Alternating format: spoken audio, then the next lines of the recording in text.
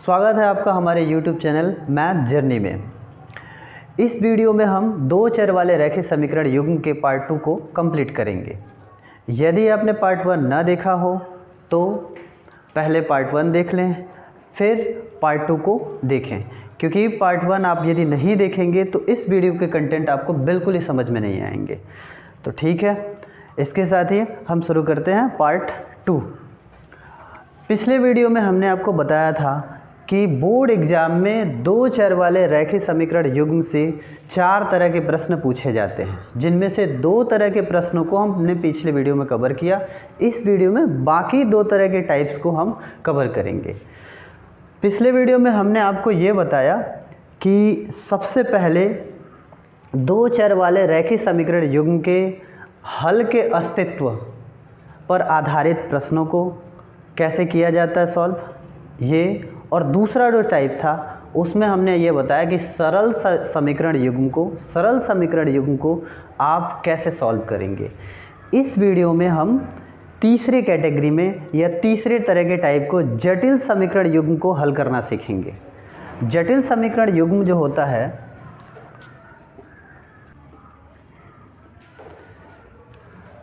जटिल समीकरण युग्म हालांकि दो चर वाले रैखिक समीकरणों का एक ऐसा युग्म होता है जो वास्तविक में रैखिक नहीं होता है। उसको रैखिक में परिवर्तित कर दिया जाता है, कन्वर्ट करके, और तब सॉल्व किया जाता है। इसके लिए विस्थापन विधि का भी प्रयोग किया जाता है, लेकिन इस वीडियो में हम विस्थापन विधि नहीं बताएंगे ताकि वो लंबा ना हो। शॉर्ट में इसको बताने का प्रयास करेंगे। इसको समझने के लिए हम 3-4 तरह के प्रश्नों को लेंगे, जिससे जो कि बोर्ड एग्ज़ाम में आते हैं उन्हीं प्रश्नों को हम लेंगे, ताकि आपको वो समझ में भी आ जाए और बोर्ड एग्ज़ाम में आप उसको ठीक तरह से सॉल्व भी कर लें, हल भी कर लें। तो आइए हम पहला प्रश्न लेते हैं। पहला समीकरण युग्म हमने लिया 2x + 3y = 13। समीकरण 1 लिख लेंगे इसको। 5x - 4y = -2 समीकरण 2 ले लेंगे। तो ये हमने 2 समीकरण लिए हुए हैं। ये हम हल जरूर कर रहे हैं दो चर वाले रैखिक समीकरण युग्म में, लेकिन ये रैखिक नहीं है। इसका कारण ये है, इसको हम यदि कन्वर्ट करें तो इसके कारण का पता चल जाएगा। हम इन दोनों को गुणा कर लेते हैं x × y जोड़ने के लिए, और इसका गुणा इससे कर लेते हैं 2y धन इसका गुणा इससे कर लेते हैं 3x। मतलब यहाँ हमने हर और अंश का क्रॉस मल्टीप्लिकेशन किया है। सबसे पहले दोनों के हरों का गुणा कर लिया हुआ है, फिर इसके हर से इसके अंश का गुणा कर लिया और इसके हर से इसके अंश का गुणा कर लिया और बीच में प्लस लिख लिया हुआ है। ठीक है, = 13। अब ये पूरे का बटा है, इसको इधर ट्रांसपोज करें तो 2y + 3x = 13xy, ऐसा लिख लेंगे। अब आप देखिए इस समीकरण का बायां पक्ष तो ठीक है, रैखीय है या रैखिक है, लेकिन दायां पक्ष रैखिक नहीं है। कारण क्या है? ये पहले चर की घात 1 और दूसरे चर की घात 1, अगर दोनों चरों के घातों को हम जोड़ दें तो घात बनता है 2। यही कारण है कि ये रैखिक समीकरण नहीं होगा। कारण ये है कि मैंने पिछले वीडियो में आपको बताया था कि यदि किसी समीकरण के चरों की घात 1 हो तब तो वो रैखिक होगा, अन्यथा 1 के अलावा कुछ और हो तो वो रैखिक नहीं होगा। और यहाँ इन दोनों के सम्मिलित घात, गुणा में घातों को जोड़ा जाता है, हालांकि ये 2 तरह के चर हैं, यहाँ जोड़ेंगे नहीं, लेकिन सम्मिलित घात अगर यदि हम देखें तो 2 घात बनता है, और 2 घात है इसलिए ये रैखिक समीकरण की कैटेगरी में नहीं आएगा। तो ये भी आपने जान लिया कि ये रैखिक समीकरण की कैटेगरी में नहीं आता है, सिर्फ इसको रैखिक समीकरण में कन्वर्ट करके, परिवर्तित करके इसको हल किया जाता है। तो चलते हैं, अब इसको सॉल्व करते हैं।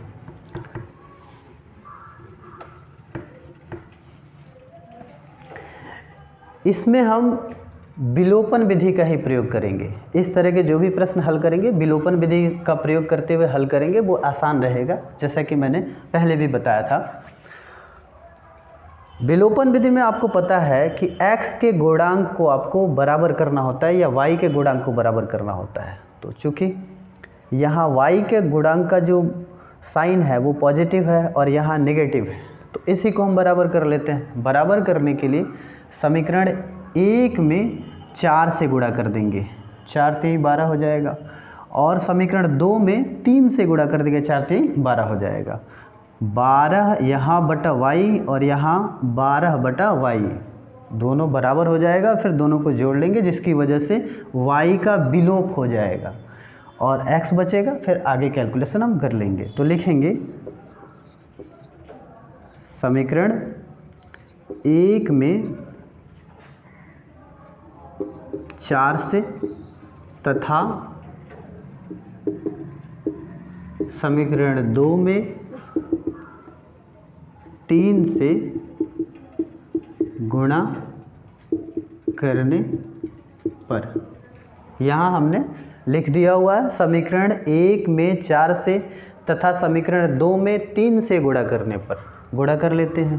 यहाँ यदि समीकरण 1 में 4 से गुणा करें तो होगा 4 दूनी 8 बटा x धन 4 3 12 बटा y और 13 चौको 52। ठीक है, इसको समीकरण हम मान लेंगे 3। और समीकरण 2 में हम 3 से गुणा करेंगे तो 3 पचे 15 बटा x ऋण 3 चौको 12 बटा y और बराबर 3 दूनी 6 ऋण 6 हो जाएगा। समीकरण इसको 4 मान लेंगे।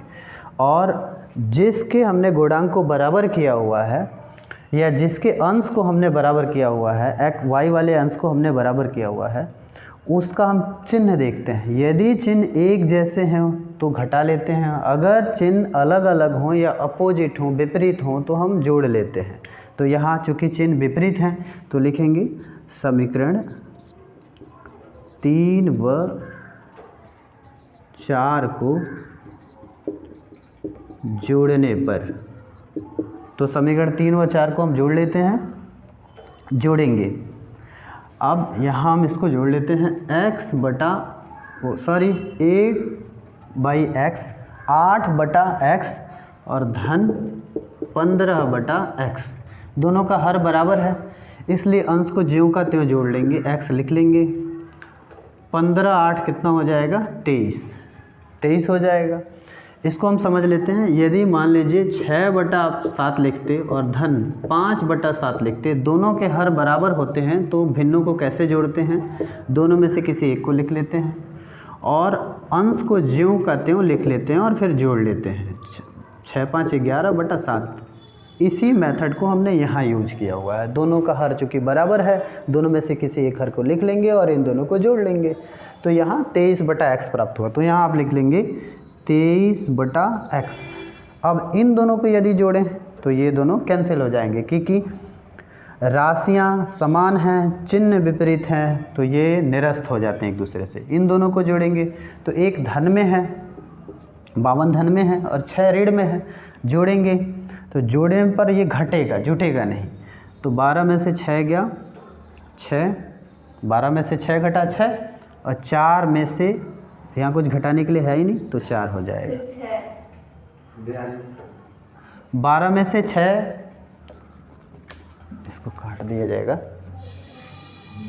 12 में से 6 सब्ट्रैक्ट हुआ 6 और यहाँ बचा 4। धन का मान ज़्यादा है, धन वाले का मान ज़्यादा है, तो यहाँ धन ही रहेगा। अब बटा 1 मान करके और इस समीकरण को पलट देंगे x बटा 23, मतलब दोनों पक्षों को पलट देंगे और यहाँ लिख देंगे 1 बटा 46। x को यहीं रहने देंगे, 23 को पक्षांतर कर देंगे। 23 इधर बटा में है, इधर जाएगा तो गुणा में होगा। 23 से कम कितना हो जाएगा 23 और बटा 46। 23 से कम 23, 23 दूनी 46, यानी x का वैल्यू पता हो गया हमें कितना, x बटा 2। सॉरी, x का वैल्यू मिला 1 बटा 2। तो इस समीकरण के x का मान जो है 1/2 होगा। अब x का मान चाहे समीकरण आप 1 में रख लीजिए, 2 में रख लीजिए, 3 में रख लीजिए या फिर 4 में रख लीजिए, किसी भी समीकरण में रखेंगे तो y का वैल्यू पता चल जाएगा, y का वैल्यू फाइंड आउट हो जाएगा। तो समीकरण 1 में ही रख लेते हैं, लिखेंगे समीकरण 1 में x बराबर 1/2 रखने पर रख लेते हैं 2/x है, x का मान कितना रखेंगे 1/2 धन, तो यहाँ धन लिख देंगे 3/y और बराबर 13 लिख देंगे। अब जो मुख्य बट्टा है उस पे हाथ रखेंगे और इसका पूंछ उठा के पटक देंगे, तो ये ऊपर जाएगा और 2 दूनी कितना हो जाएगा 4, मतलब इसका और इसका मल्टीप्लाई हो जाएगा और बटे में कितना बचेगा 1 बचेगा। यहाँ धन 1, 3/y बराबर 13, 4/1 को हम 4 ही लिख सकते हैं और इसको इधर पक्षांतर भी कर लेंगे, 3/y बराबर 13 ऋण कितना हो जाएगा 4। इस बटा 1 का कोई मतलब नहीं है, 4 इधर धन में है, इधर जाएगा तो ऋण में होगा। 3/y बराबर 13 में से 4 घटा तो कितना हो गया 9/1 मान लेंगे, बिल्कुल वैसे ही जैसे यहाँ हमने किया था, 1 माना था, और दोनों पक्षों को पलट देंगे, यानी उनके अंश को हर और हर को अंश बना लेंगे। तो y और बटा 3 लिख सकते हैं और यहाँ 1/9 लिख सकते हैं। अब इसके हर को पक्षांतर कर देंगे, y हर ये इधर जाएगा दूसरी तरफ जाएगा, गुणा में होगा 3 एकम 3 और बटा 9, 3 एकम 3, 3 तिहाई 9, यानी y का जो वैल्यू होगा 1/3 होगा। तो लिखेंगे अतः अभिष्ट समीकरण का हल x बराबर 1/2 तथा y बराबर 1/3 होगा। तो मुझे लगता है आप इस तरह के प्रश्नों को हल कर पाएंगे। यहाँ हमने ऐसा प्रश्न लिया हुआ है जिसमें जो x है वो गुणा में ना होकर के बटा में होगा, y भी गुणा में ना होकर के बटा में होगा। तो इस तरह के जब भी प्रश्न बोर्ड एग्जाम में पूछे जाएं तो आप इसको सॉल्व ऐसे कर सकते हैं। इसके लिए प्रतिस्थापन विधि भी है, इसके लिए किसी दूसरे वैल्यू को इसके जगह पे रख के भी किया जाता है, यानी सब्स्टिट्यूशन मेथड जिसको बोला जाता है वैसा भी रख के किया जाता है, लेकिन ये सबसे आसान मैंने देखा इसलिए मैंने आपको ये बताया। अब हम कुछ और प्रश्न लेते हैं ताकि कुछ और तरह के प्रश्नों को हल करने का अनुभव प्राप्त हो, बोर्ड एग्जाम में किसी तरह का कोई दिक्कत ना हो। यदि आप इसका स्क्रीनशॉट लेना चाहते हैं तो स्क्रीनशॉट ले सकते हैं। तो दूसरे तरह का हम प्रश्न लेते हैं, 5/x ऋण 1 धन 1/y ऋण 2 बराबर 2 समीकरण 1, और दूसरा समीकरण है 6/x ऋण 1 ऋण 3/y ऋण 2 बराबर 1, ये दूसरा समीकरण है। अब इस समीकरण युग्म को हम लेकर के हल कर लेंगे। पिछले वाले में हमने जो हल किया था वहाँ जो x वाला था पद उसमें केवल x था, y वाले में केवल y था। यहाँ x और y के साथ कुछ संख्याएं भी दे दी हुई हैं, धन ऋण चिन्ह के साथ, कई बार धन चिन्ह के साथ भी दे सकता है। तो इस समीकरण को हल करने के लिए भी हम विलोपन विधि को ही प्रेफर करेंगे। कारण क्या है, विलोपन विधि आसान है इसके लिए, तो समय की भी बचत होगी। यहाँ हम समीकरण 1 में 3 से गुणा कर देंगे। कारण क्या है कि जो y वाला पद है, y वाला पद यहाँ पॉजिटिव है और यहाँ क्या है नेगेटिव है। सबसे पहला कारण तो ये। दूसरा कारण ये है कि समीकरण 1 में केवल 3 से गुणा कर देंगे तो इस पद के बराबर हो जाएगा। यदि हम x वाले गुणांक को बराबर करना चाहें या x के अंश को बराबर करना चाहें तो 5 में 6 से 6 में 5 से ऐसे गुणा करना पड़ेगा। मतलब इस समीकरण में आपको 6 से गुणा करना पड़ेगा, दूसरे समीकरण में आपको 5 से गुणा करना पड़ेगा, तो वो काफ़ी लंबा होगा। हम पहले वाला जो मैंने बताया वही करेंगे। समीकरण 1 में 3 से गुणा करने पर, यहाँ हम समीकरण 1 में 3 से गुणा कर लेंगे।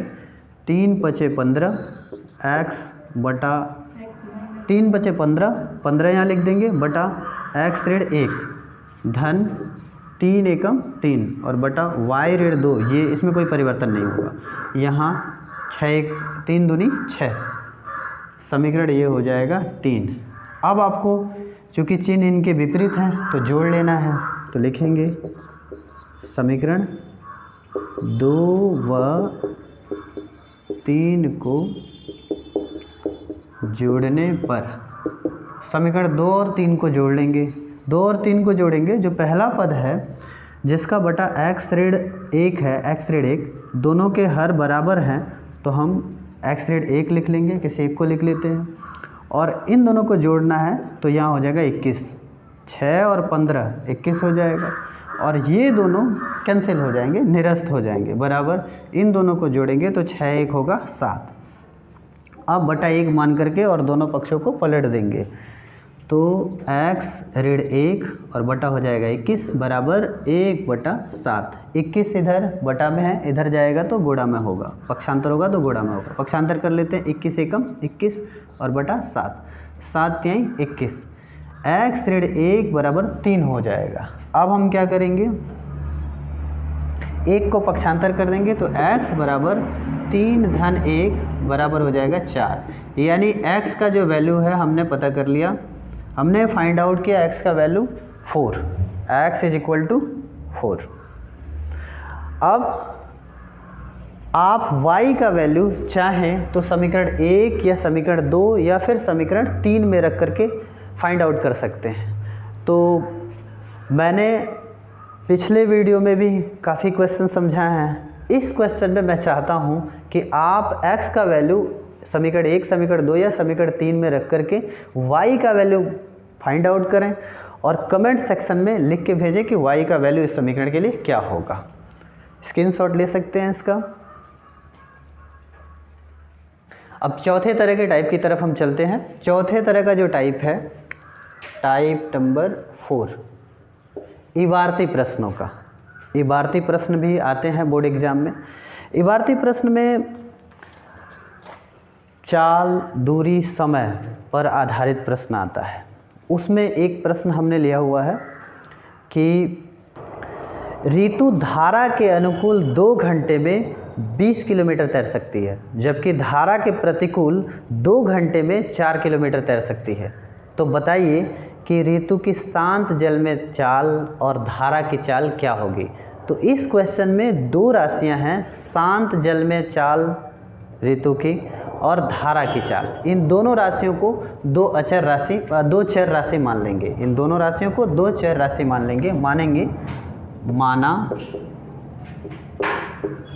ऋतु की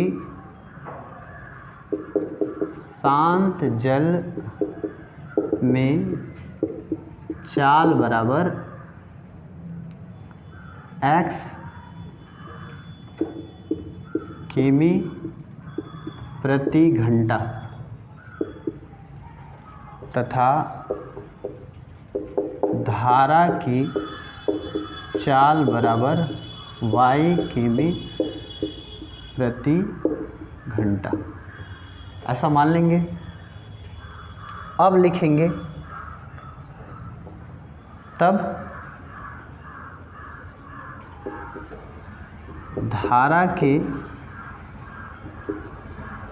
अनुकूल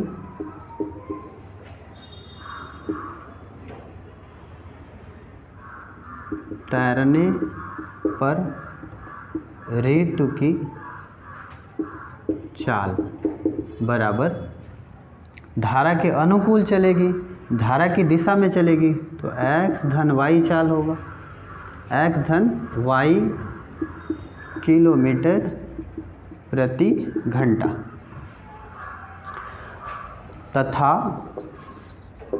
धारा के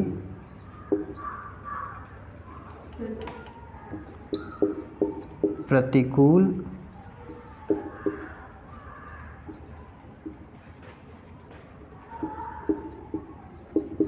ऋतु की चाल बराबर x माइनस वाई के भी प्रति घंटा। यहाँ हमने दोनों चालों को मान लिया है। ऋतु की शांत जल में चाल यानी धारा अगर स्थिर हो तो उसकी अपनी चाल जो है x किमी प्रति घंटा है, धारा की चाल जो है y किमी प्रति घंटा है। तब धारा के अनुकूल दिशा में तैरने पर, यानी धारा की तरफ तैरने पर ऋतु की जो तैरने की चाल होगी वो होगी x धन y। जिधर धारा जा रहा है उधर ही अगर कोई तैरेगा तो धारा का भी फोर्स उसमें लगेगा, उसका भी चाल जुड़ जाएगा, तो यहाँ धन हो जाएगा। और धारा की यदि वो प्रतिकूल दिशा में जाएगी तो उसके चाल में से धारा की चाल को घटा लेंगे। तो ये दो चाल हमें प्राप्त हुए। अब हम सूत्र का प्रयोग कर लेंगे, चाल बराबर दूरी बटा समय। इस सूत्र को यहाँ यूज में लाएंगे, अनुप्रयोग करेंगे इस सूत्र का और लिखेंगे पहली शर्त के अनुसार। पहली शर्त के अनुसार पहला शर्त है धारा की दिशा में चलने पर ऋतु की चाल x धन y है, तो ये चाल है, ये हो गया चाल बराबर दूरी वो कितना तय करती है, 20 किलोमीटर दूरी तय करती है। और कितने घंटे में, तो 2 घंटे में, तो यहाँ 2 लिख देंगे।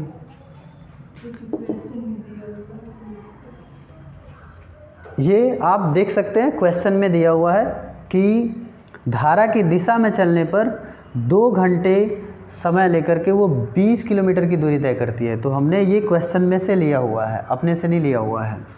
10 दूनी 20, तो ये हो गया x धन y बराबर 10, समीकरण 1। और लिखेंगे दूसरी शर्त के अनुसार चाल कितनी है, धारा के विपरीत दिशा में चाल है x रेड y, और वो कितनी दूरी तय करती है, तो धारा की विपरीत दिशा में वो 4 किलोमीटर दूरी तय करती है 2 ही घंटे में। तो 2 दूनी कितना हो जाएगा 4, यानी x रेड y बराबर कितना हो जाएगा 2। समीकरण ये होगा 2। आप समीकरण 1 और 2 को हल करेंगे तो ऋतु के साथ जल में चाल फाइंड आउट हो जाएगा और धारा की भी चाल मिल जाएगी। तो ये दोनों समीकरणों को, वैसे इससे जटिल प्रश्नों को आप हल कर चुके हैं, तो आप इन दोनों समीकरणों को हल कर लेंगे ताकि, और कमेंट सेक्शन में आप लिख के ये बताएंगे कि दोनों की चाल कितनी होगी, धारा की दिशा में ऋतु की चाल या शांत जल में ऋतु की चाल और धारा की चाल कितनी होगी।